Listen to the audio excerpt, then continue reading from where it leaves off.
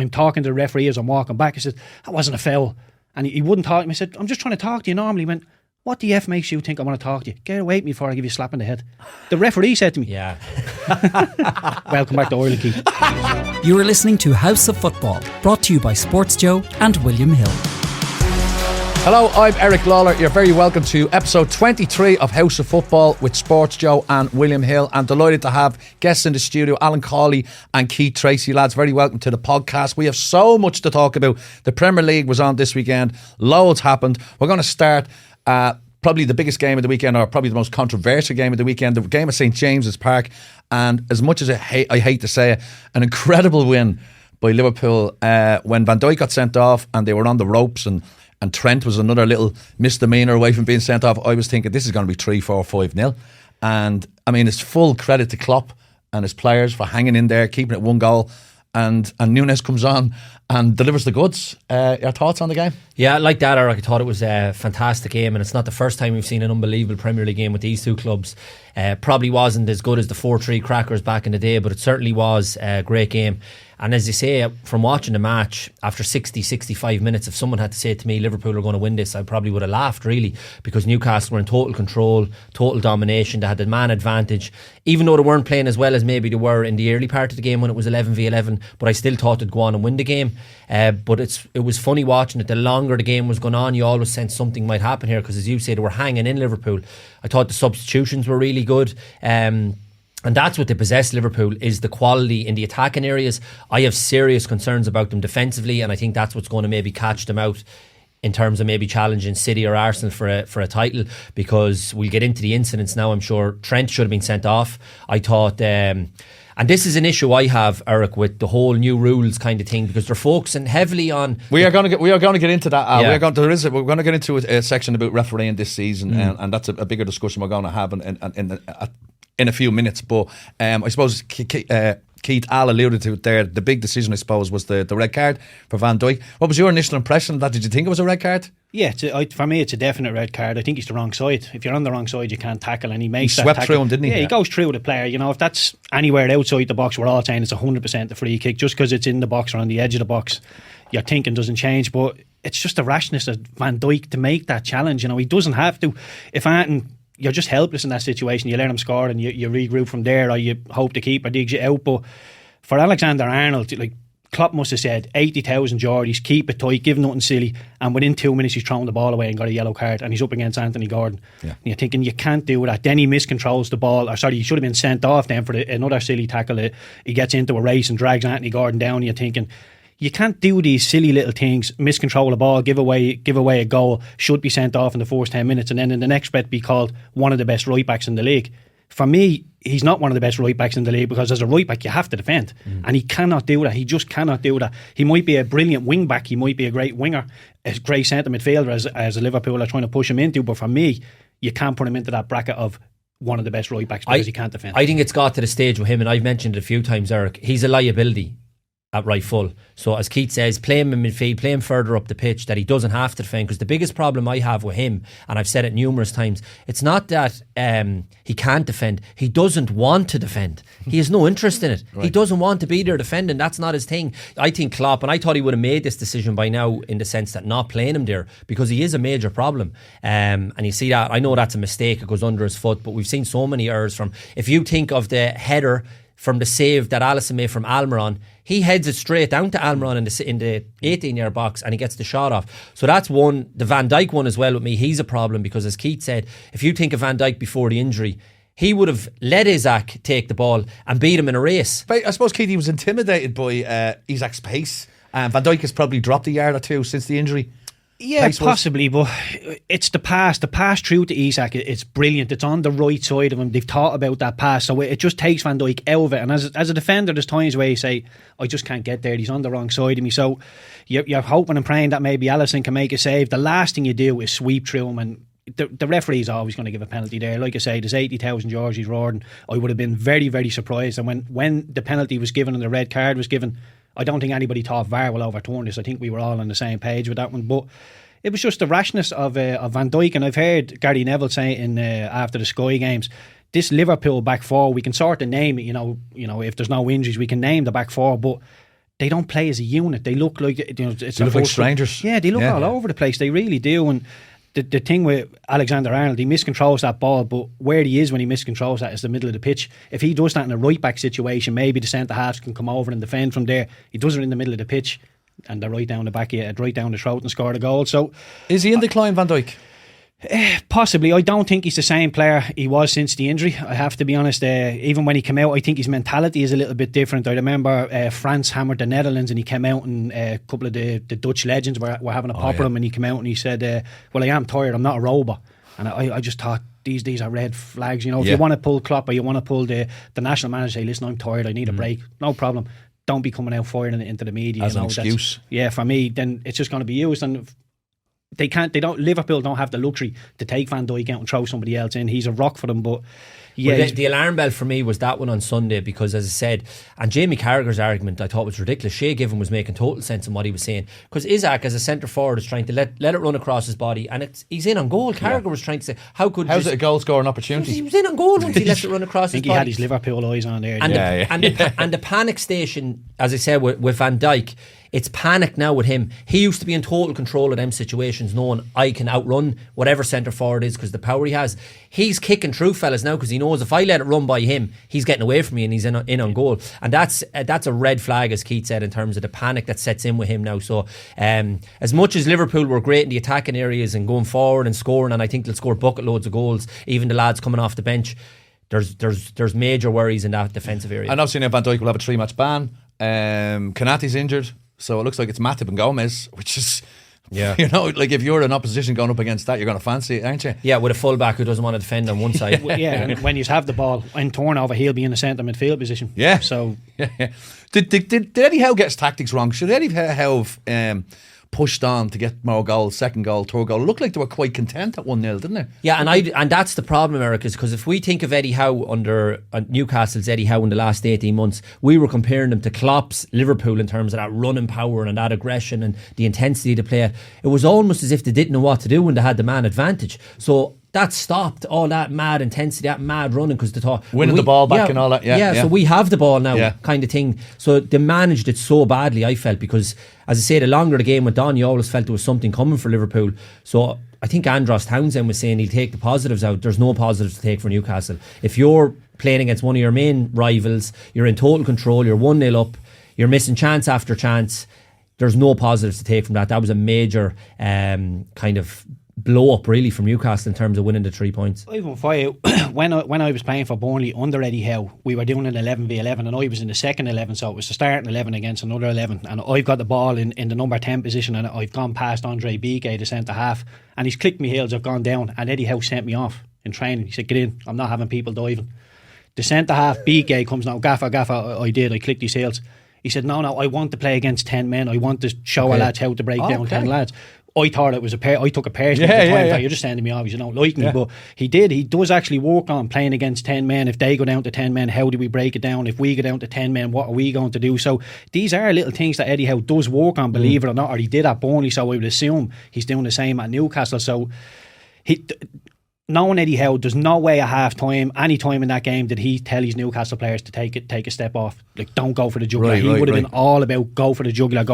But being in teams when players do get sent off, it's backs against the wall. You know what you're doing. All you're thinking about is don't let these score, and it becomes very, very simple. Then when Núñez comes on, you're thinking don't let them score. When we win it, clip it into that channel and see where we go. And it was the killer was the second. Once they get the second, it's game over. Almiron had a great chance, not the one where the save was amazing, but the one in the second half that came across his body should have scored. And the one with Harvey Barnes is true. He has to play the ball across to Wilson. Like that was desperate. And I'm a big fan of Harvey Barnes, but that was shocking. And the longer it goes on, we always hear the phrase when it's only 1-0, you're always in the game with the players Liverpool possess. I just felt they managed it badly, Newcastle, and it's one to look back on and think, if that happens again, we'll know exactly what we should be doing. So Keith, you worked under Eddie Howe at Burnley, and you said, like, so he did practice for scenarios like this, so you would be in total agreement that there's no way Newcastle wouldn't have prepared for an eventuality like this. It was probably just down to the poor execution of the players and doing their jobs and whatever. I thought Bruno Fernandes, who's been sensational for Newcastle since he signed, I thought that was the worst game he's played for Newcastle. Gave the ball away. He was awful, like really poor. And Tonali showed him up tonight. He was brilliant. Really rate him now. Eddie Howe, Yeah, look, I'd be with you. I don't think Mahrez was as good as he could have been. Tonali is stealing the show. I mean, he's really coming to the forefront of that midfield. But I just think when you're Liverpool and a player gets sent off, I think it just becomes simpler in your mind. So you're not thinking about, are we going to try and throw a couple of counter punches? Are we going to try and dominate the ball? In your head, you're thinking, we're going to suffer. Let's see what we can do. Just suffer physically and see what happens when we get down the home straight. As it was, they were a little bit lucky here and there, but I think Eddie Howe and the Geordies will be absolutely... The three subs are big as well. Like, you're bringing on Harvey Elliott, brilliant with the ball. Jota was getting them up the pitch, a tread in behind. Nunes then is a handful. You'd like to think he'll kick on from here now. With the finishes were unbelievable. And take nothing away, whatever about the second one, I always think he should score. The first one's an unbelievable finish. Oh, it was brilliant. Absolutely brilliant. And completely... No, it's not what we've seen from Nunes so far since he's joined Liverpool. But if you look at his stats, Eric, I was only looking at them there after the game, or on Monday was it? He has 17 goals in 26 starts. That's not bad. Like, no, that's all right. I know people now are looking at Haaland a goal a game, but 17 goals in 26 is not bad coming over. It's just, he almost looks like it's because of the chances he misses. Yeah. It's like 4 or 5 chances to get a goal, whereas the deadly ones, I suppose, score with 2 or 3 chances, or even one chance. You look at Haaland missed a whole host of chances at the weekend, but you just knew he will hit the back of the net at some point. With Nunes, if he misses 1, misses 2, the question mark stays in your head. Is he going to hit the back of the net? With Haaland, it's just an eventuality. He will hit the net. And obviously there's a cloud hanging over Liverpool at the moment because, you know, even though Klopp is insisting it's not going to happen, the Saudis are still there trying to push in the Salah deal. What do you think's going to happen there? Yeah, it's a funny one because he was adamant it won't happen, and then listen to even Carragher, who you think would be in the know there. But if they come in with a daft bid, like it's up at 150, 160 million, we saw what they did with Coutinho and it was spent very well. That model at Liverpool is not kind of spending silly money. Then if they see silly money coming in, it might actually kind of make them think a little bit. And that's what I'm saying. If it's daft money like that, I would like to think Salah would stay. I'd love to think in his head, he strikes me as one of these fellas who wants to be playing in the Premier League, the best league, score the goals, breaking records, that elite level. He has loads of time to be going to Saudi Arabia or wherever else he wants to go. I hope, from a personal point of view, he stays. Yeah. But at that kind of money, Eric, like, your head might be turned for 150, 160 million. Would you agree with that, Keith? Yeah, could this easily. Late in the window. Yeah, well, I think Liverpool as a club would be desperate for him not to leave, but one of my Liverpool friends said, you know, the worst thing that could happen is that Salah leaves for us, and I thought, no, the worst thing that could happen is that you sell him Friday morning and you just can't sell that, you can't recoup, you can't get any more players in, and if it's going to happen, it needs to happen pretty sharply so they can get some replacements in. But there's talk of Joe Felix being brought in. Felix is good, but I don't think he's as clinical or scores as many goals. Like, it's like the Harry Kane argument. How do you fill the void? You can't. You won't fill that void. What they did brilliant with the Coutinho money, they bought Allison and Van Dijk, 2 unbelievable players. So if they were able to get silly money and get 2 or 3 really good fellas in, that would massively help. But I don't think you can replace Salah. Like, it's impossible. No. On the Liverpool-Newcastle game, obviously the big incident was the red card. And Newcastle didn't take advantage of the red card. Another team who didn't take advantage of a red card was Arsenal. Arsenal were 2-1 up, and Fulham then went down to 10 men and still got a draw. And there's rumblings, and you know, the Arsenal fan TV account is hilarious. Like, are they going mad already? They're just mental. They're just what is he doing? He's trying to be Pep. You know, why is he playing party right full? You know, it's what did we buy Havertz for? All of this kind of stuff. Like, you know, they love it.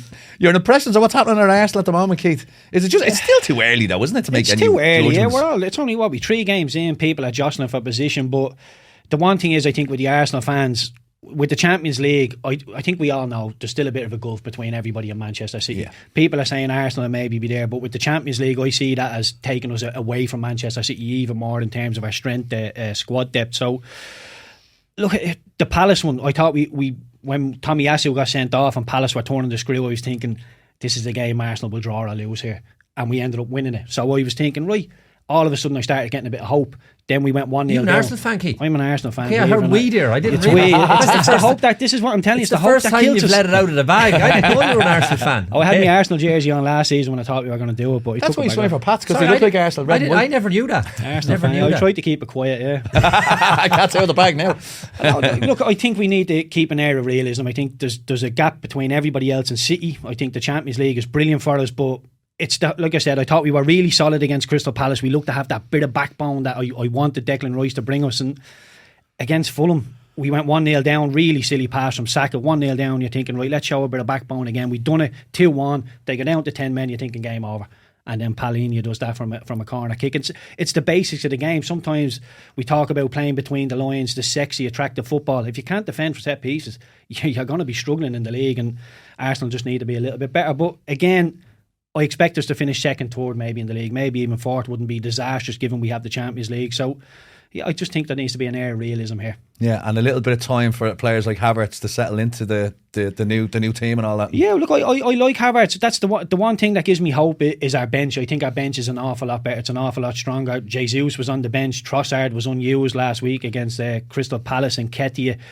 Gabriel is on the bench. Zinchenko's on the bench coming back as well. So we look like we have a really good squad. While letting Tierney go, we don't seem like... Surprised at that, actually. Yeah, look, he's a good player, and obviously I loved him at Celtic. When he does play for Arsenal, he never, didn't do well. He always done well, but I think sometimes with lads, you owe it to them to let them go out and play. I think Tierney wants to play. He's a big part of what Scotland do as well. So I don't think he's happy just sitting on the bench and coming in every now and then and having, I'm an Arsenal player next to his name. I don't think he likes that. I think he wants to play. So if that's what he's going to get over in Spain, then so be it. But I don't think anybody in Arsenal is saying, thank God he's gone out of the building, because he was a brilliant professional and always played well for Arsenal. But our squad is getting stronger all the time, and that's why we're letting the likes of Balogun and Tierney go out the door. Yeah.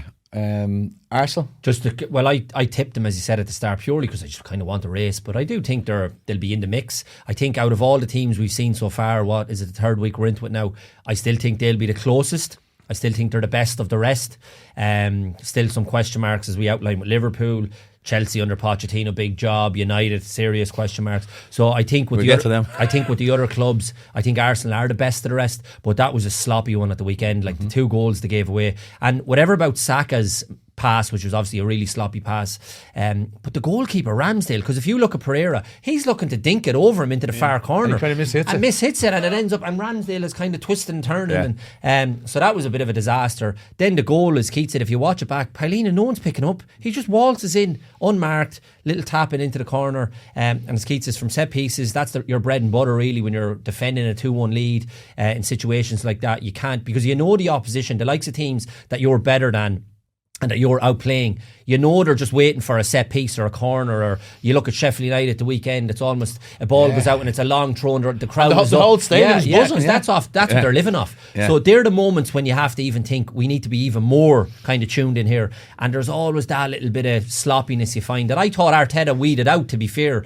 that kind of soft underbelly. But that was a really kind of sloppy performance to drop 2 points. I want to talk, I kind of interrupted you earlier on, Al, and this is the reason now. We're talking about referees and VAR and red cards. There's been 9 red cards in the Premier League so far this season, and there was 30 for the entire of last season, and already there's 9 red cards. At the current rate, there'll be over 100 red cards issued this season. Like what's going on? Nuts. Well, the ones with, I suppose, the ones at the weekend, if we focus on them, Trent for me, right? So the incident that happened, he should have got a free kick. Gordon bushes him in the back. Then he's sitting down, he's annoyed, and he throws the ball, right? And we know nowadays he can't throw the ball away. But the problem with that is there's such an emphasis and focus on these little things, like throwing the ball away, the descent, and there's time wasting, because that's what Bassi got, the first yellow card, the Fulham lad, that it's taken away from the big decisions. So the 1-2 minutes later with Arnold, where he drags Gordon back, then the ref's not brave enough, thinking, I'm after giving him a yellow there, if I send this fella off after 4 minutes, there's going to be murder. So he's not brave enough then. So I think their eye has been taken off the ball a little bit with all these new directives, and it's nearly too much for them. Their head's in a muddle at the moment. I think the Van Dijk one he gets right, fair enough, that's his decision, it's a red card. Then you get on to the ones with United and Forest. I didn't think that was a red card, and I think it's a problem then with VAR. Whatever about Stuart Atwell on the field, surely the VAR will look at that and say Bowley's going to get the ball. Like Fernandes never getting on the end of that. Bowley's going to mop it up. Then the penalty for Rashford, never a penalty in my eyes. Never in a million years is that a penalty. And whatever again about the referee on the pitch getting it right or wrong. VAR, there's 5 of them in the box looking at it. How can they not tell that there's no contact, minimal if even, not enough to take him out? So they're the problems I have at the moment, and people will question the VAR and all and the implementation. The only thing I always said about VAR, when it's definite and definitive, like the offsides and the draw the lines, and you can see it, or goal line technology, and you can draw the lines. I'm all for that. That's fine. It's the ones that are subjective. So if you're going from a referee on the pitch who gives a decision, and we all have a different decision, and then I'm at home saying that's never a penalty, and then it goes up to the fella in the box and he's saying, oh, it's all human error still. Anything that's subjective, I wouldn't have at all, because it's still some fella's opinion. So that's my issues with VAR. I would keep it just to definitive things, and if it means that the ref is going to give a penalty, he'll get some right, he'll get some wrong for those subjective ones. I'd live with that. Keith, I don't know if you saw Mike Dean's comments the last couple of days about not wanting to get his mate Taylor that hasn't helped into trouble over the decision. That doesn't help things at all, does it? That puts more doubt in people's minds. And that's shocking. Like, if you have a group of referees going, they stay in a hotel on a Friday night, they have a few drinks, and then the Saturday you're thinking he's made a wrong decision there, but I don't want to throw him under the bus. That's shocking. You need to be, we're all mates here, but if you did something wrong, I'd say it to you. It's just the way it has to be. It's supposed to be professional, and them comments didn't help. He's starting to retract on them now and say, "Oh, we're not great mates. We're only mates every now and then." And this and that. We actually fell out. It's silly. But like I look at the Rashford one on the weekend, the penalty. I look at that and I think a referee would give that, but an ex player wouldn't give that. Right. Because, like, as a winger myself, I know you knock the ball past somebody, you can swing that leg out as you're running, and any sort of little contact, down I go. Especially at the pace he's going. Yeah, but it's not enough to bring you down. Believe me, it isn't anywhere near enough to bring you down. If Rashford wants to stay on his feet, he stays on his feet. He flicks that leg out, initiates the tiniest bit of contact, and then the VAR say, does contact. Right. That's not a penalty. And funny enough, I would have no criticism of Rashford, because every dressing room in the world and every manager, and Keith will tell you this, the manager will be telling you go down. See if he doesn't go down and they go into the dressing room, it's 2-2, and they're saying, why didn't you go down?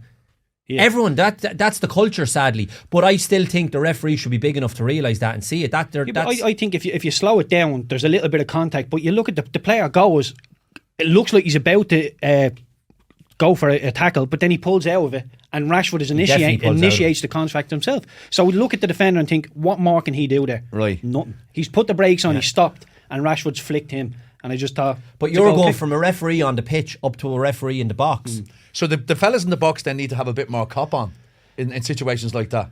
Well, that one, like, the problem I have with that, they never even looked at it, Eric. Right. They never looked at it. Yeah. Stuart Atwell gave it. Whatever's going on in his ear, and it's grand, you don't even need to look at this. And they carried on. How that wasn't looked at is beyond me. Like, that's so the inconsistency of some of them that are looked at, and then that one wasn't looked at. So that, like, if I think you're messing with the referee's head. See if VAR have a look at it and think maybe that's a bit soft. Why don't you go and have a look at it on field?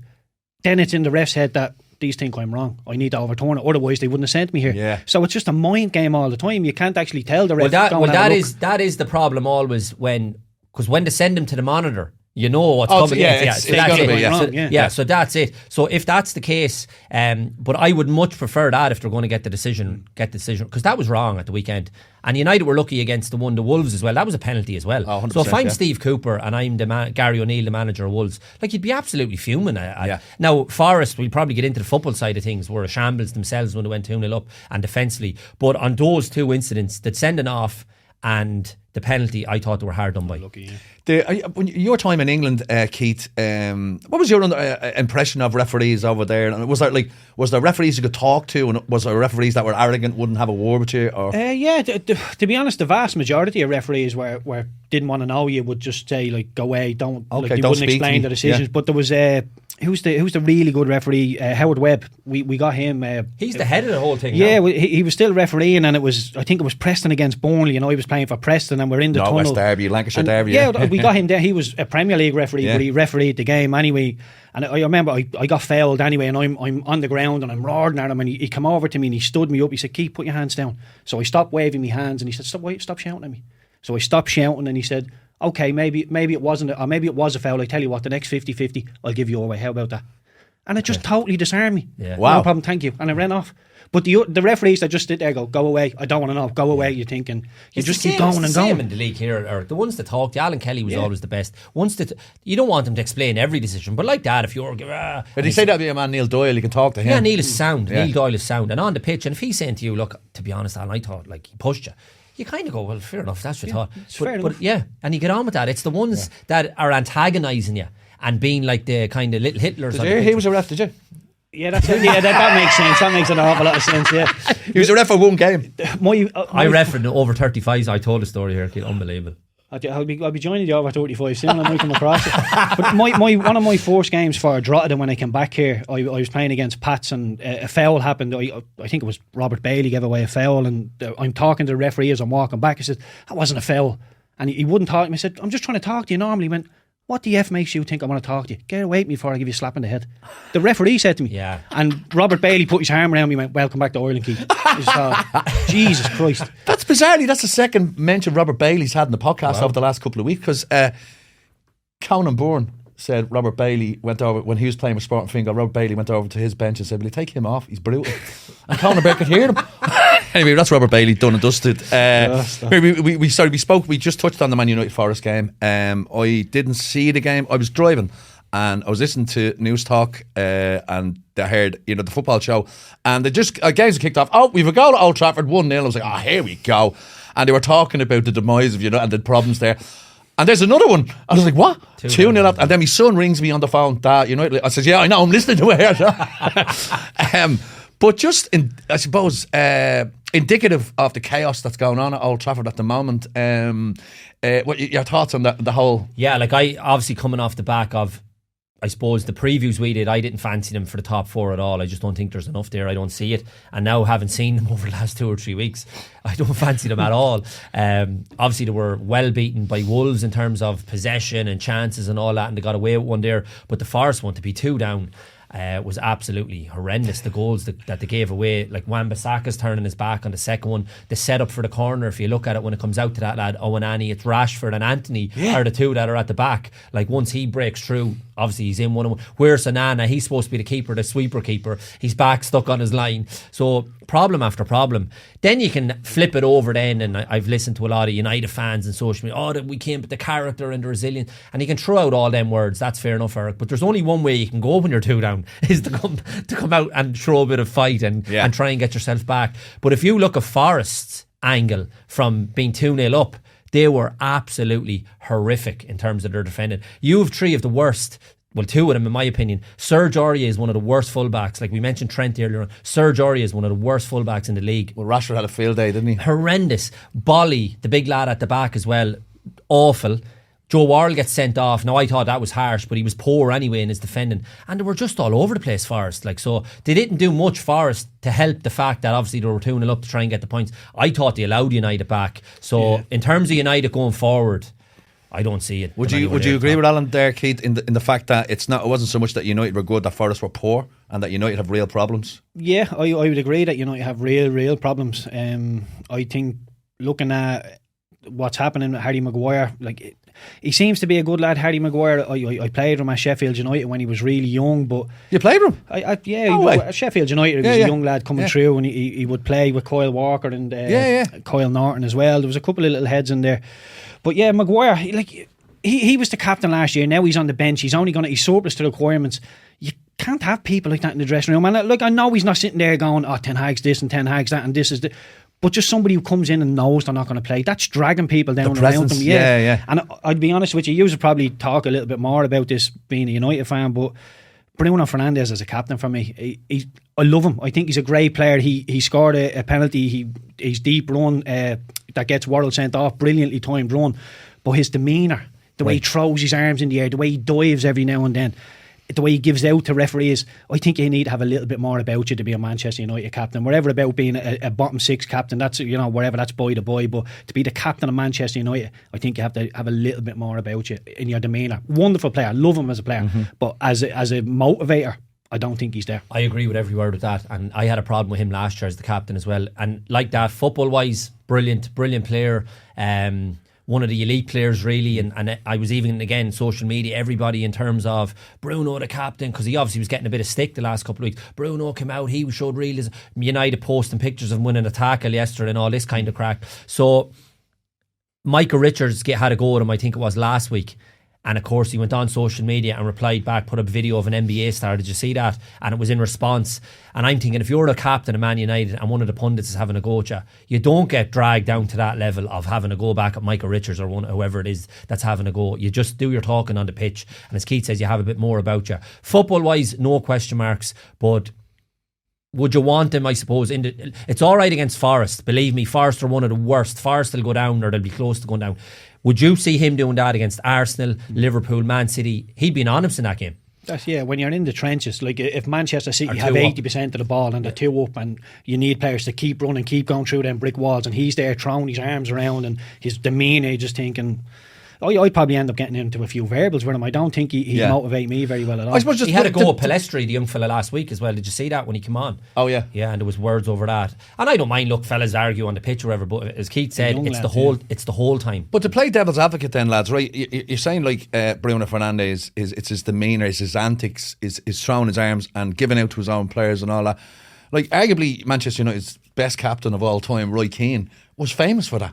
So but the difference between Roy and Fernandes was Roy's standards were always there. He was there, and Roy didn't dive. Roy didn't do all this. I know he got involved with referees, he got involved with his own players, but he was first and foremost, he looked after himself and he won his battle, and then he spread it out over to the pitch. Bruno Fernandes can be losing his battle and still giving out the people around him, throwing his arms, and why me? Why is this all happening? It just Roy seems was like doing it. Roy, I felt, was always doing it in a demands way, that he was demanding from the rest of them. Bruno was doing it in a sulky kind of throwing the hands. Reactive. I find, Right. it's not like, whereas Roy was barking at them, but he was never asking any of the rest of them do anything he wasn't doing. And they'd always be in a situation where they might be winning or 1-0, 2-0 up. And if you have to roll the sleeves up, obviously you. But I always felt they were always with him. I'd wonder, some of those players in that squad who were the weaker ones, they're probably looking at Bruno Fernandes and might not even like him, I would say, What about that, Keith? A player in the team who is histrionic, throwing his arms up. Does that have an effect in the dressing room, do you think?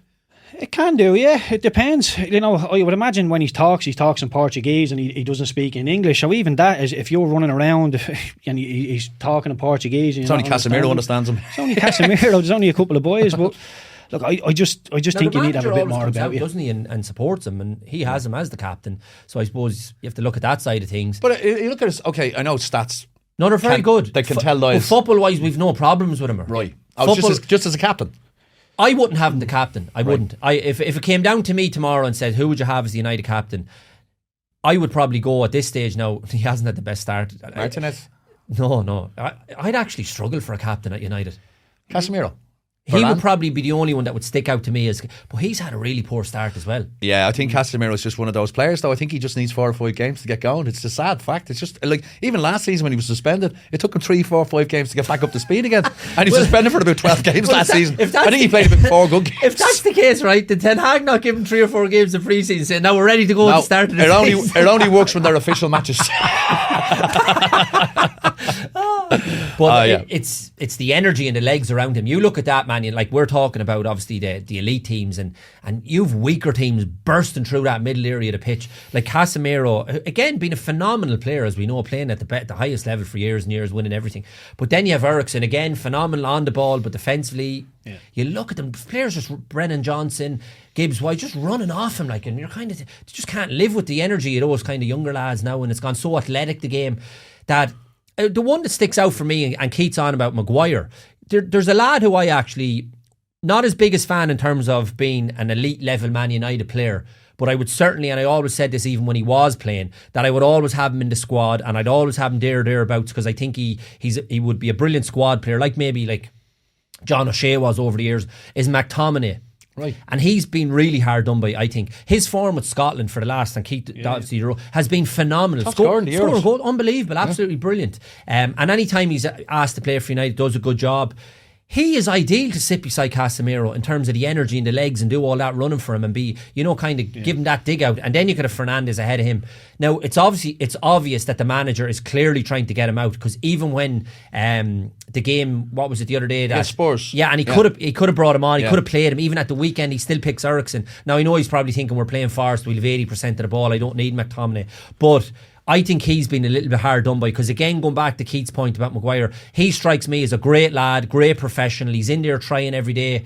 Decent player, very good player. Maybe not Man City, Arsenal, Man United starting 11 level, but I'd certainly have him in the squad, and I think he's been really hard done by. Keith, would you agree with that? McTominay? Yeah, I think he's probably a little bit limited in what he can do. I think when he plays for Scotland, they take the handbrake off. He can go and arrive late into the edge of the box. He does that for Scotland an awful lot more. With United, he is a little bit more conservative and tries to break the play up. But I do think he'd be perfect with Casemiro. But I'm hearing rumours of Højbjerg at Spurs. They're trying to get him in. Yeah. And you're thinking Casemiro and Højbjerg, Mount ahead of them. Mount would have all the legs. But you're looking, it was Casemiro and Mount, then it was Casemiro and Eriksen. None of them lads want to defend. Casemiro will do a shift for you defensively, but he needs somebody around him. And that's like, I'm not saying by any stretch, and I've said this when he used to play with Fred, McTominay is not like the answer in terms of trying to overcome Arsenal and Man City. But he would help. I'm just talking about in those 3 games that we've seen so far, he's been hard done by the heat. Like there's a gaping hole in that central area against Wolves, against Forest, against Spurs, and you're looking, thinking, who could fill that? As Keith says, Mount doesn't want to. Eriksen doesn't have the legs to. McTominay, surely, for those games where you're feeling we're being a bit stretched here, look at that hole, as I say, that we're being exploited. Sit him in there alongside him. But in terms of the long term, no, I'm not saying that at all. Right, that's United and Bruno and all of that. We move on to your mate, Sean Dyche and Everton. Their worst start since, I don't know, ever, or since 1990 or something like that. And you're going, surely it can't be. Surely they've had worse starts than that. But no, this is their worst start.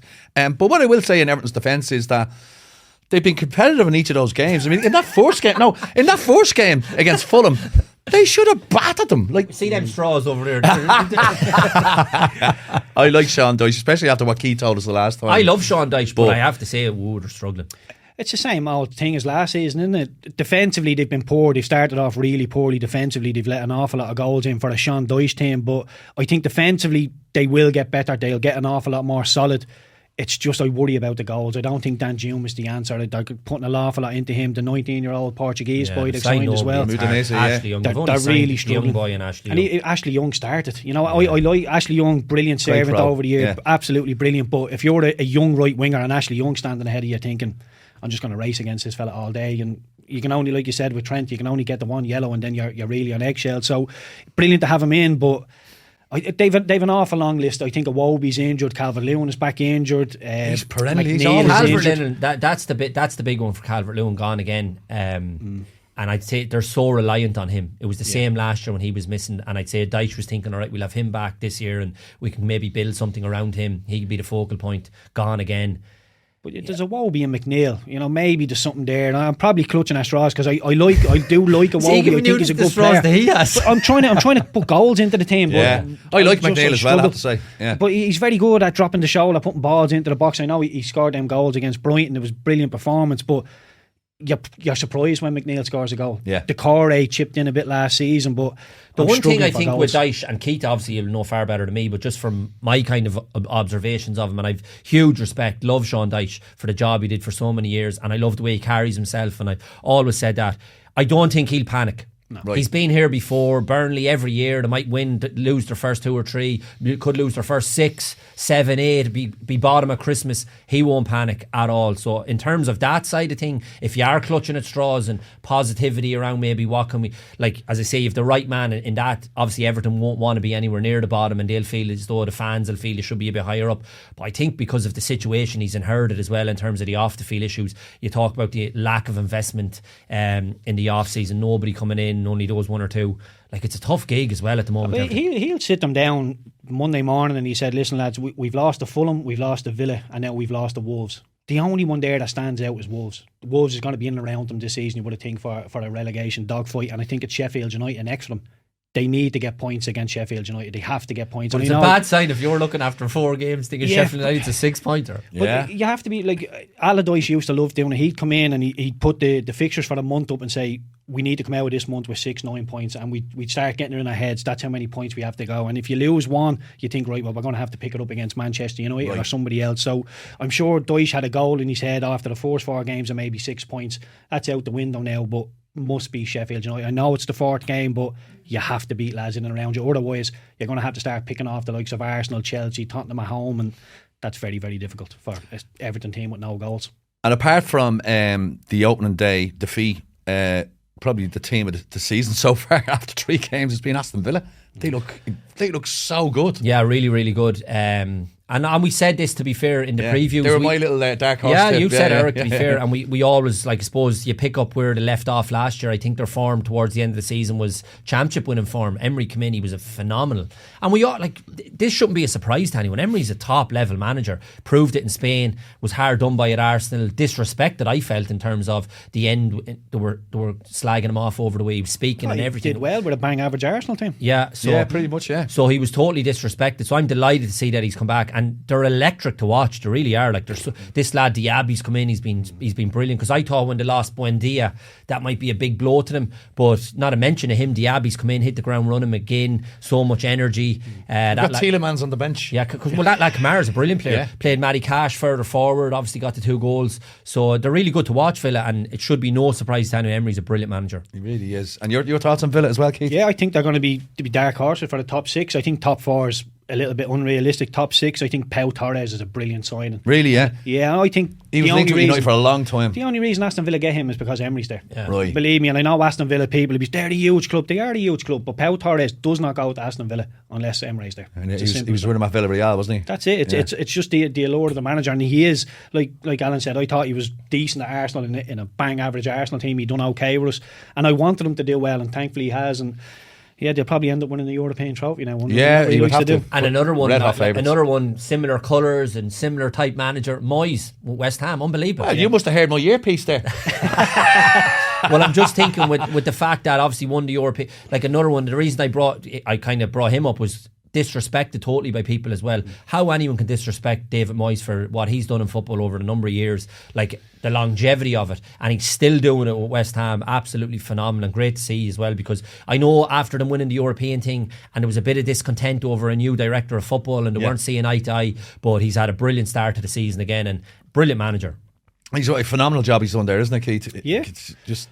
And again, he's probably one of the nice guys in football. There's very few, but the likes of Sean Dyche, David Moyes, you get to know them in football. You speak to people around him, people impress them that know him, and they absolutely love him. He's a really nice guy, and when he does well, the West Ham Des Cattle was saying to me on RTE that, that's what he does. He has a season on, season off, season on. So this season he's going to be on, and West Ham fans are saying it was a poor season last season, but that's their first trophy in God knows how many years, you know what I mean? So it's difficult to say that's a poor season, but I know they ended up in a flirting with relegation, but I think they could be dark horses for the top 6 as well. It's a phenomenal start they've made all the time. Brilliant, yeah. Ward-Prowse gone in there and just a really shrewd signing, great signing. Hit the ground running. Yeah, and that's like, I know there's a lot of focus now on bringing in the lads, foreign lads and from the outside, but when you have a lad who knows the league inside out as well, there's a lot to be said for that. And Ward-Prowse, an established Premier League player, doing his stuff in a poor Southampton team for years. Now he's in around better players at West Ham as well. Hit the ground running, as you say, Eric. The set pieces are incredible. Yeah. That's a big thing for West Ham. They have some big joints at the back that like to come up into the box, and even Antonio's a big lump. If you put quality balls into him,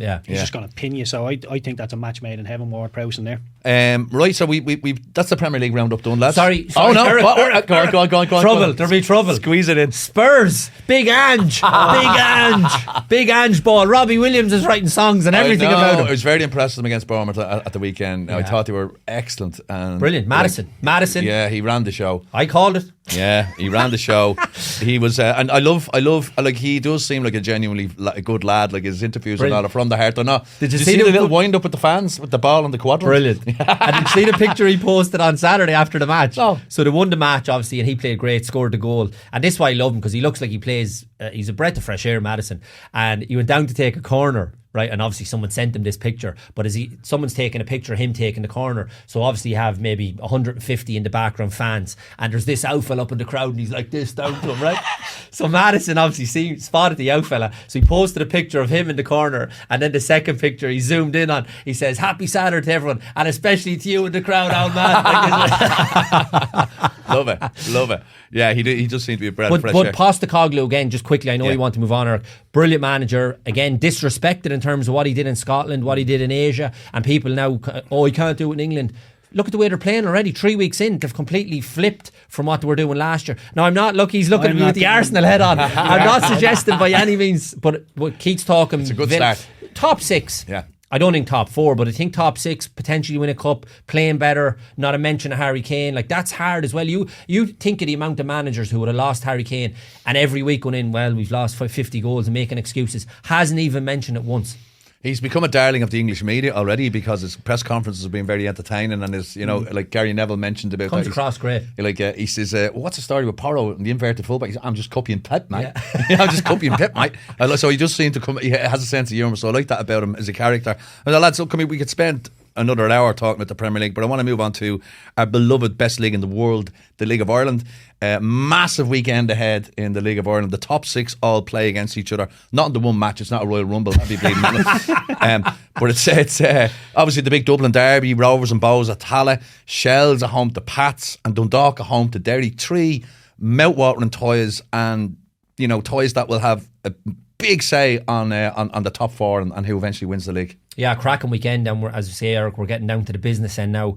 I always felt that Derry would be the ones best placed to challenge Shamrock Rovers. To be fair to St. Pat's, I think they're way ahead of schedule. Obviously, they lost him, and John Daly's been brilliant since he's come in. But to have them up challenging and go on and win a league, I think is a little bit unrealistic. Not saying it can't happen, but I just think they're way ahead of schedule. So it bodes well for the future. A lot of young lads as well, as Keith will know. And Joe Redmond has come in at a fit, massive. A great Joe time. Redmond, one of the best centre halves in the league. I felt if he hadn't to get injured last year, he was going across the water. I'd say someone would have taken him, and I'd say still think someone might. But in terms of Pats, getting him back is massive. Was that the freest header you've ever seen? See his goal against UCD? Yeah. But within 40 yards of him. But the young fellas as well in the team have been absolutely brilliant. Young Murphy and Lennon, and obviously so the boys up front. So I think Pats can maybe sustain it, but I can't see them win it. I think Derry were expected to challenge, so they're still in the mix for that. I know it's been a bad week for them, Europe and the Cup going out, but I still think they're best placed to challenge Rovers. And Bows, sorry Eric, I always had them down as maybe getting into the top 3 this year, and that's success. I'd be thrilled with that Europe, is success. We said that it was Declan's first season. I never had them down as challengers. There was a lot of turnover of players in the off season, so to have them in the mix right now is where they want to be. So I still think it'll be Derry that'll push Rovers right till the end. Keith, you're obviously you work with Pats in the academy. Is there? I'm not sure if you're privy to the first team conversations and all that, but is there a sense that at Inchicore that they have a chance of the title this season? Yeah, I think when you listen to the manager, you listen to the players, they're not shying away from it because they're second in the league. They're the next ones. Personally, I do think Rovers will win it. I think they're not looking at anything else. Obviously, come out of Europe, they're out of the FAI Cup. They've nothing to play for. They've only the league in front of them. They haven't been great, but I don't I can see Bows beating them. I don't think if Bows beat them on Friday night, we'd walk away and all be shocked, because Rovers in the league haven't been great, and that's filtered into Europe. So Rovers can drop points. So then you're looking, can Pats put a couple of wins together? That's the thing. Very, very difficult. I think everybody's going to take points on a run. Well, that's been the story of the season, because they have slipped up on numerous occasions, but you're still looking at the teams behind them have never really capitalised. They've gotten within arm's length, but they've never got overtaken them, and and that's the worry in terms of, is it 8 games left that you're thinking, as Keith says, they could lose Friday. Will the other teams take advantage? Hopefully for us as neutrals, and we want to see the race go on as long as possible. But I still think out of the 4 teams, it's something similar, I think, to the Premier League. Like, City are the Rovers kind of thing. Gulf, Arsenal, I think, are Derry, and then you have the other 2 or 3 kind of hoping to get there, like, that are in behind. Rory Haaland. Sorry, I was just taking the City and Rovers there. You say Redmond's coming back. I think Rogovsky is not far away as well, which is the other centre half who, that's like, for most of the season, Pats have had their second choice centre halves in, and that's not to be disrespectful. They've pushed Jump San Curtis in from right back into centre half, and he's only just turned 17. He's outstanding, isn't he? He's been physical with players, and you're looking thinking that's absolutely brilliant to see players doing that. Mason Millier as well coming in, young boy, Reece Bartley on the bench as well. So, isn't that the worry, Keith? And obviously you're a close hand with it. It's brilliant in one sense that you've all these young, particularly at Pats, you've these young lads breaking through, and Curtis, like, is an established player at this stage, brilliant player. Young Murphy's come in, and Mealy up front, and Carty as well, is it up top? Yeah, they've done really well. And you're thinking, like, if you're a Pats fan, you're sitting at home now thinking, like, this bodes really well for the future. The worry is these 3 or 4 snapped up. They'll be gone. They will be gone. Especially Curtis and is it Murphy? They'll be gone. Curtis, Murphy, Mason. I'm obviously it's been well documented that I like Bows, and I'm going to Electric Picnic this weekend. I'm performing at the Comedy Tent. Anyone down there, be there on the comedy stage on Saturday afternoon. Tune in, come down, say hello. Yeah, Alex, he has my other ticket. So, but I'm not going to go down on Saturday morning because I want to go to Tala on Friday night. Just to I'll be there myself. I'm looking forward to it. Yeah, you're working on the game, Keith, aren't you? Yeah, I'll be there. Virgin are covering it. Lovely. Should be a packed. Well, I mean, inevitably it'll be a sellout. And that's the beauty of those as well. It's great that Bows are in the mix because those fixtures are electric. Yeah, they're like I love that fixture. It's brilliant. Like if Sunday comes and Rovers have been beat by Bows and Pats have been beat by Shelbourne, it's not a huge shock because Shelbourne could easily beat Pats and Rovers could easily. And Shelbourne get now are over. in the mix themselves for Europe. Obviously, that was a massive win on Saturday night, beating Sligo Rovers as well away from home. So all of a sudden they're kind of on the coattails because people were having. I think they've gone above Dundalk. And I was just about to say Dundalk were in that photo shoot last week with the lads, and I don't know was that because the games were on, but. Maybe Shell should have been in as well if they're talking about like challengers for kind of, It's and that's I mean like it's great for us, Eric, and for the league. Brilliant, it's what we want to see as many teams. Like we said at the start, I know Shamrock Rovers have been poor enough by their standards, but we said if we can have 3 or 4 teams in the mix, I didn't think we would. But here we are, eight games out with them all in with a chance. It's great. What would you attribute Liverpool, Shamrock Rovers' lack of top form this season too? Yeah, it's a funny one. Sometimes, obviously, when you're as successful as they've been, and obviously they're going for 4, just that bit of, I'm not suggesting they've lost the hunger. Percentage. Yeah, and that's all it takes, Eric, at times, Obviously, there's been issues with Jack. He went through a purple patch 5 or 6 weeks. He looked electric again, back to his belt. He's injured again. It's just a funny one. Like, I've looked at them so much, and you're kind of thinking, well, they're going to click into gear at some point. They're going to click into gear. Because I have to be honest, like across the league, I don't think it's been a great league this year. Okay. I know the teams are in the mix and it's great and that's what we want. But if you're kind of to analyse it properly in terms of the teams and the standard, I don't think it's been anywhere near some of the other seasons in terms of... I look at the league now when we're mentioning the young fellas, and it's very much a development league, I think, in terms of young fellas as a breeding ground, getting games, and it's brilliant for them and real opportunities. But you There's a lack of old pros. Is that what you're saying now? Yeah, there is a little bit. Yeah, there is, and it takes away from it a little bit, I find. So I don't think the standard has been brilliant this year, and that's reflective maybe in the European stuff as well.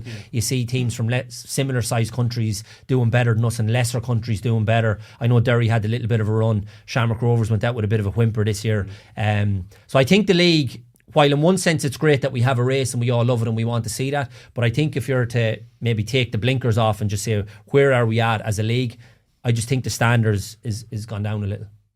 Would you agree with that, Keaton, anyway? Or what? I think Rovers have maybe stood still a little bit this year, and other teams have got a little bit closer. Just close the gap. I remember last season coming towards the end, and people were trying to convince everybody, this is a race, Derry are in it, and they weren't really in it. They were always at arm's length, and Rovers weren't playing well in games, but they were just getting over the line. They were getting scruffy goals and they were just winning, doing what champions do. This season, they're not playing well and they're not winning. Well, they haven't been winning as much as they should do. But they're still ahead. That's the problem. They're still way ahead. That's my point, Eric. Like, as bad and as Rovers do have them old pros. That's the thing. Yeah, it's quite an old squad. Yeah. You know what I mean? And maybe that's the difference, as you say. That's a very good point. Yeah, you've got Ronan Finn, you've got Lopez, and they've been there, done it. Lads have been around the block. Gaffney up the top. Yeah. Older lads, Lopez at the back, the keeper. So yeah, and maybe. Manus is 52. And as Keith said, obviously they have stood still, and the others have got a bit better, but have they only got closer because they've stood still? If Shamrock Rovers were still at the level maybe 2 years ago, the league would be over by now. 100%. Right. I don't know. I'm going into. I know I shouldn't do this, but every time Bows and Rovers, it's the fixture I fear the most. You get nervous. Right? I get so wound up and anxiety ridden, and I'm going to be like that in Tala on Friday night. Oh, please. But I've also been in Tala when Bows have won, and it's like been the greatest moment of my life. So I mean, I'm going in on Friday, cautious optimism, because Bows have are unbeaten in 7 or 8 games now. Now I know a couple of them games were against Rockmount and whatever, but what they've shown this season, there's a resilience about them this season, I think, and they don't lie down easily. And I think even if they do suffer the setback, they have the ability to come back, and round the truce. Bucko being back there is massive this season, and also we've got real pace in the team. And I think Rovers can be good at, especially in the transition. I think that's where they've been struggling a little bit in the transition. When teams run at them at pace, I saw Dundalk against them on Friday night. Dundalk could have scored 2 or 3 goals. Yeah, John Martin missed an absolute sitter at the You've back Connolly, you're talking about pace, Afalabi there, Danny Grant, and especially that big huge pitch in Tala. Obviously they play Perfect with the three at the back, so there's gaping holes there down the flanks for them to obviously exploit. So that's what Declan will be feeding into. And you're right about the unity and the spirit thing. Declan loves all that stuff. Yeah. And he's obviously fed into it with the Bows fans as well. There's a good relationship there amongst them, obviously. And it would, as Keith said earlier, we wouldn't be surprised if Bows go up to Tal and win on Friday night. It wouldn't surprise me. I tell you what, I don't know if it'd make it down to the picnic on Saturday morning. We want to fly. Can I give you a bit I of think advice you have every chance for Friday night? Take the James Maddison approach and just breathe into that. Just breathe in and just say, life is good, here we go. Just light up a cigar, He smoke just up. breezes around the pitch. What a player, Madison. Yeah. I love him. No, he is. He's infectious, isn't he? I He love really him. is. Yeah, great player. All right, lads, there we go. Another sign of a good podcast. The time has run out. I've been told in my ear, Eric, wrap it up. You're boring us to tears. So that brings us to the end of episode 23 of House of Football with Sports Joe and William Hill. Massive thank you to Keith Treacy and Alan Cawley for joining us today. You know the story. Like, share, subscribe, tell your mates, and we'll be back next week. Talk to you then. You've been listening to House of Football, brought to you by Sports Joe and William Hill.